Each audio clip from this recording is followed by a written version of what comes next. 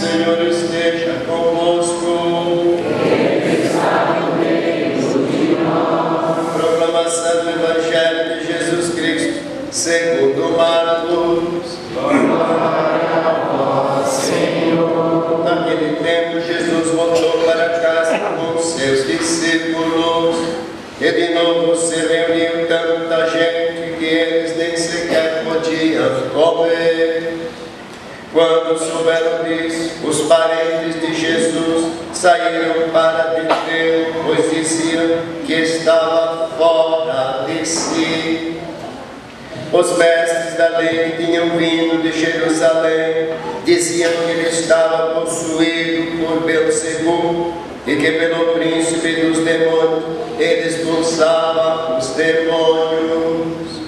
Então Jesus os chamou e falou-lhes em parábolas, como é que Satanás pode expulsar Satanás. Seu reino se divide contra si mesmo, ele não poderá manter-se. Assim, se Satanás se levanta contra si mesmo e se divide, não poderá sobreviver, mas será destruído. Ninguém pode entrar na casa de um homem forte para roubar seus bens sem antes o amarrar. Só depois poderá saquear sua casa. Em verdade vos digo, tudo será perdoado aos homens, tanto os pecados como qualquer blasfêmia que tiverem dito.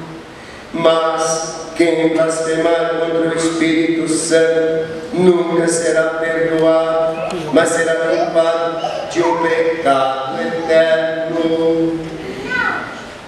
Jesus falou isso porque diziam: ele está possuído por um espírito mau. Nisto chegaram sua mãe e seus irmãos, ficaram do lado de fora e mandaram chamá-lo.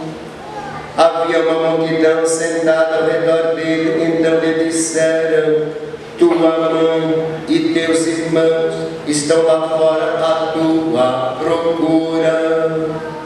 Ele respondeu: quem é minha mãe e quem são meus irmãos? E olhando para os que estavam sentados ao seu redor, disse: aqui estão minha mãe e meus irmãos.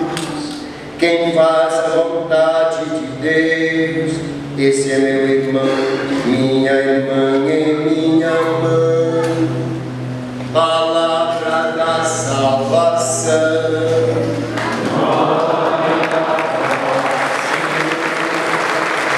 Estamos vivendo um tempo comum, depois de Pentecostes, no 10º domingo, depois das grandes festas, Páscoa, Pentecostes, Santíssima Trindade, Corpo de Deus, e assim prosseguimos. E o Evangelho acompanha a caminhada do ministério de Cristo. Aqui estamos em Marcos capítulo 3, logo no início da vida de Cristo. Então, queridos irmãos, a gente nota que Jesus produziu um movimento, uma agitação grande no meio do povo. As massas correm atrás de Jesus, diz aqui. Tanta gente se reuniu que eles nem sequer tinham tempo para comer. Porque um pediu uma bênção, outro pediu uma cura, o terceiro exorcismo, o quarto uma palavra, uma consolação. E assim o pobrezinho de Cristo era assim, demorado pelo povo. Notem que tinha feito já vários milagres. Por exemplo, expulsou o primeiro milagre, o demônio de uma pessoa, na sinagoga.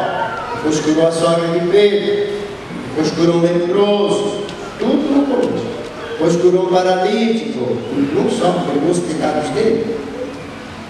A parálise anterior também foi curada. Depois o homem de mão seca, a multidão de gente se reunia lá onde Jesus estava, trazendo tudo para os doentes, e Jesus então curava a todos. Então criou, digamos assim, um alvoroço, uma comoção, um fenômeno popular, falamos assim, né? Que Jesus certamente não provocou espontaneamente como fazem os políticos, os artistas. Pelo contrário, Jesus continha, por exemplo, pendurava e dizia: não diga isso a ninguém. Porém, as pessoas divulgavam o mais que podiam os benefícios que tinham recebido. De modo que o Evangelho, um pouquinho antes, diz assim: Jesus não podia entrar numa cidade, numa vila, porque tem mais gente que ficava fora. O povo ia para fora. Junto a Cristo. Fenômeno do Padre Manzotti, Padre Rossi, não é nada frente a isso de Cristo. Não é bem um fenômeno igual. Jesus, de todos os modos, surpreende, né? Cria uma reação diferente nas várias pessoas. O povo admira Jesus pelo poder que ele tem de expulsar os demônios. Como é que pode um homem só com a palavra dele expulsa os demônios? E nem invoca Deus, nem invoca ninguém, é ele mesmo. Fica admirado. Pois a pregação de Jesus encantava tanto o povo, mas como é que aprendeu isso? Ele nunca frequentou faculdade nenhuma, nunca esteve nas escolas superiores.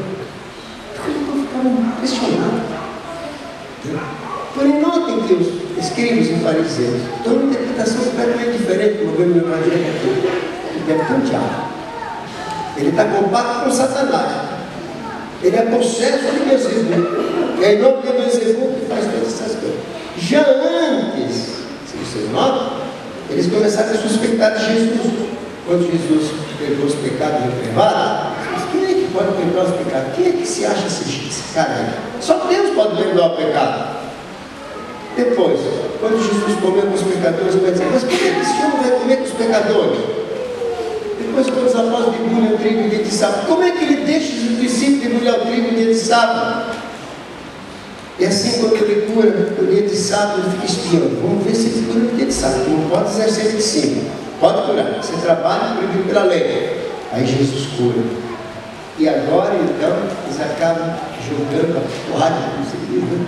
Ele tem o demônio, tem essa inveja. E não só que ele ensinou. Se o povo admira o poder aí, religioso, né, tem inveja e acusa Jesus, calunia Jesus,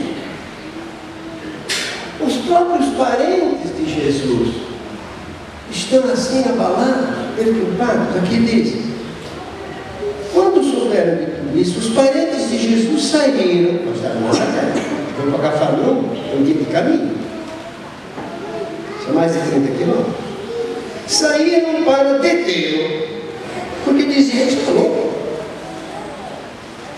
Os próprios parentes de Jesus não entendem, fica estranhando realmente, estranhamento o comportamento de Cristo. Mas, queridos irmãos, por que Jesus assim cria choque, assim cria desconcerto, perplexidade, às vezes admiração positiva, às vezes acusação negativa?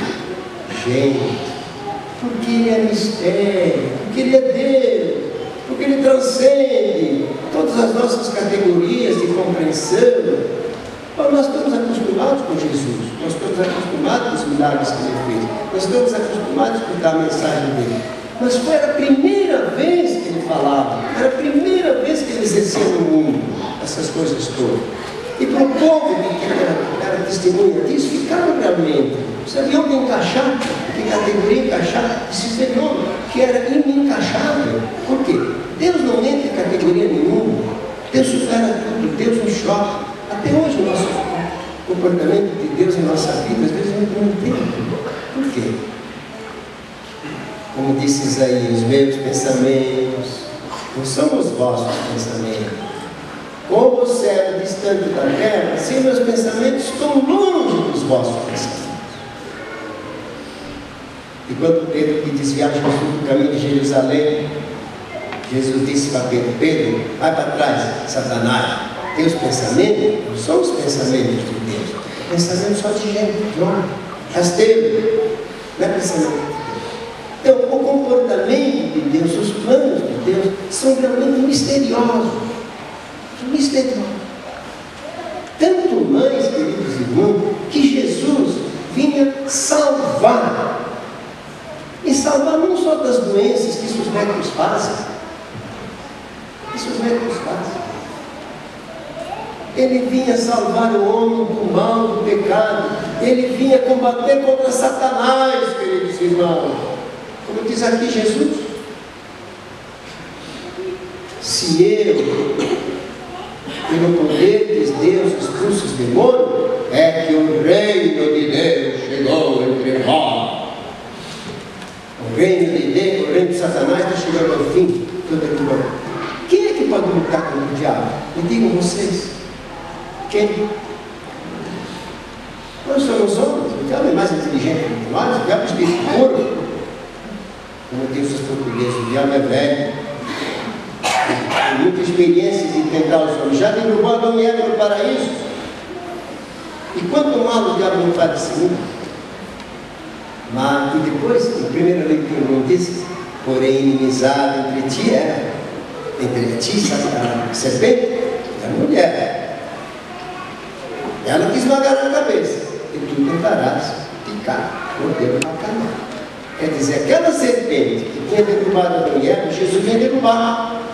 Jesus vinha vencer. De fato, aqui Jesus é assim: um homem só pode entrar na casa de um poderoso, que era o diabo, que era a casa do mundo, dominado, se ele for mais forte do que ele, é amarrado. Se ele puder amarrá-lo, aí ele entra na casa e despoja, tira todos os seus bens. Exatamente, Jesus é o mais forte que deixa o forte. Ele é mais forte que o diabo, por isso que expulsa os diabos, por isso que amara o diabo, por isso que derrota o diabo, por isso que despoja o diabo dos seus dons, os seus bens, liberta para que as pessoas possam ser. Então, queridos irmãos, a obra de Jesus não é apenas curar as doenças que Jesus também faz, não é apenas fazer justiça, que os governos também fazem, os sindicatos fazem, a sociedade civil, as suas lutas conseguem. Jesus vem fazer aquilo que nós não conseguimos fazer: perdoar os nossos pecados, nos salvar, nos libertar do mal e do maligno, do demônio, e nos libertar também da morte e nos dar a vida. Só Ele pode fazer isso. Por quê? Porque Ele é Deus. Ele é homem, porém é Deus também. É Deus agindo em forma humana. É Deus agindo. Tanto que os próprios parentes de Jesus, que tinham convivido por 30 anos em Belém, acho que em Nazaré, via nesse homem trabalhando com barcos, com bancos, fazendo teto de casa, etc. E de repente ele está ali pregando que o reino chegou, expulsando os demônios, perdoando os pecados, curando os doentes e ressuscitando os mortos. Realmente não dá para entender. Vocês imaginam o filho de vocês, se fica pastor crente, já não é complicado. Vai para o seminário, às vezes um pouco mais. Porém, fazer milagre, ressuscitar morto, declarar mais forte que o diabo, claro, não entende realmente. E notem, queridos irmãos, que entre os parentes de Jesus tem a mãe dele que está lá. Chegaram os parentes, sabe que a mãe está ali querendo falar com você, com teus irmãos. Quem é minha mãe e quem são meus irmãos? Aí Jesus olha ao redor de quem está escutando. São os meus discípulos, são os meus ouvintes, são aqueles que creem em mim. Essa é a minha nova família. E diz: minha mãe e meus irmãos são aqueles que ouvem minha palavra e a verdade. E Maria nessa, pobrezinha dessa mulher, que sabia que aquela criatura tinha sido concebida pelo Espírito Santo e que tinha um destino divino.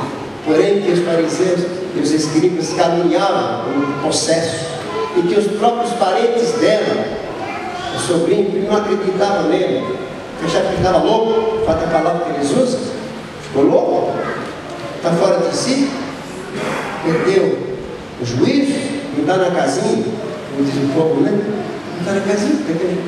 Imagina essa mulher, mas foi a única que acreditou em Cristo.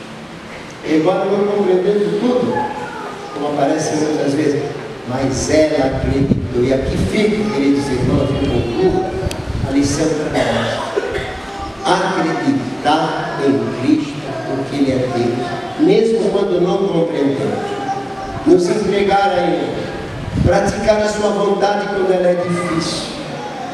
Também quando acontecem coisas que a gente acha absurdas. Meus queridos irmãos, quem somos nós para poder entender tudo? Ele é o sábio. E quando Ele faz as coisas, faz tudo muito bem feito. Nós devemos curvar a nossa cabeça e dizer, não sei, mas eu concordo. Como dizia um grande teólogo, cardeal de Russa, no 1400, ele dizia, ignoro, mas adoro. Ignoro no sentido de que me acontece essa morte, essa dor, essa desgraça, esse acidente. Mas, seja o que Deus quiser, adoro a vontade dele. E a gente vai saber que Deus tem razão.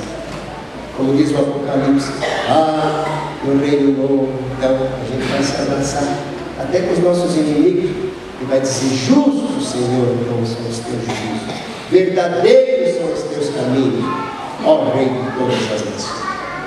Deus é assim, supera a nossa cabeça. Não pretendemos que Deus entre na nossa cachola, que Deus entre na nossa agendinha e faça todos os nossos caprichos, o nosso pedido. Nós que temos que entrar na agenda de Deus, submeter a agenda dele, que é espiritual, assim, pronto, e fazer a vontade dele. E quem faz a minha vontade, esse é minha mãe, esse é a Maria verdadeira. Sejamos como Maria, ela fez a vontade dele. Quando o anjo pediu que ela fosse mãe de Deus virgem, aquilo tinha acontecido isso na história do mundo? Nunca. Primeira mulher, mãe de Deus, mãe do rei, mãe do príncipe, agora na Inglaterra, mãe do parque, herdeiro do trono, todo mundo tem fotografia, alguma coisa. Está bem, mas é mãe de Deus. Depois, virginalmente, ela disse, mas como é que eu vou ter filho? Sem ter marido ainda, eu estou só noivo. O Espírito Santo. E ela disse, está bem, sim. Eis aqui a serva. Que grande exemplo de conformação à vontade. Que grande exemplo de fé, elogiado pela prima. Feliz és tu que acreditaste, que aquilo que você acreditou vai ser realizado. Queridos irmãos, nós temos que ter a fé em Maria, a humildade, a coragem, a disposição dela, nos abaixar a cabeça e beijar a mão de Deus. E sempre essa mão amorosa, poderosa e sábia.